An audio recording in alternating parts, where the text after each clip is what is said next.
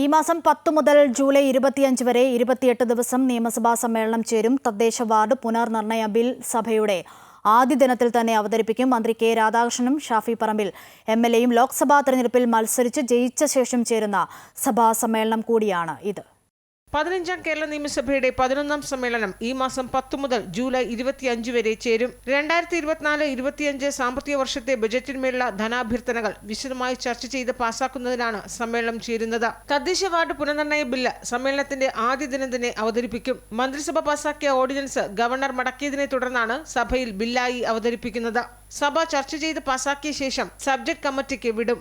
2024 കേരള പഞ്ചായത്ത് രാജ് രണ്ടാം ഭേദഗതി bill, 2024 Kerala municipality രണ്ടാം ഭേദഗതി ബിൽ ഇത് അവതരിപ്പിച്ച് സബ്ജക്റ്റ് കമ്മിറ്റിയുടെ പരിശോധനയ്ക്ക് അയക്കും. ആ ദിവസം ഇതിനു വേണ്ടിയിട്ട് നീക്കിവെച്ചിട്ടുള്ളത്.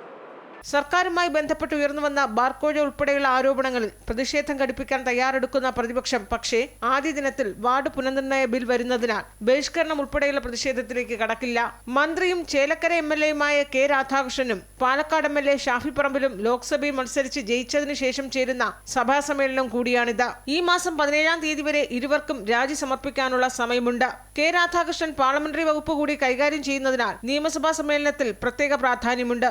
അതുകൊണ്ട് തന്നെ ആദ്യ ദിനത്തിൽ ഇരുവരും സഭയിലുണ്ടാകും. 13, 14, 15 ദിനങ്ങളിൽ ലോക കേരള സഭ നിയമസഭയിലെ ശങ്കരനാരായണൻ തമ്പി ലോഞ്ചിൽ നടക്കുന്നതിനാൽ ഈ ദിവസങ്ങളിൽ സഭ ചേരുകയില്ല. ശേഷം 19ാം തീയതിയാണ് നിയമസഭ ചേരുന്നത്. അപ്പോഴേക്കും മന്ത്രിസഭാ പുനഃസംഘടനയിലൂടെ പാർലമെന്ററി കാര്യ വകുപ്പിന്റെ ചുമതല പുതിയ ആൾക്ക് കൈവരും. ജൂൺ 25-നാണ് രാജ്യസഭാ തെരഞ്ഞെടുപ്പ് നടക്കുന്നത്. അമൃത ന്യൂസ്, തിരുവനന്തപുരം.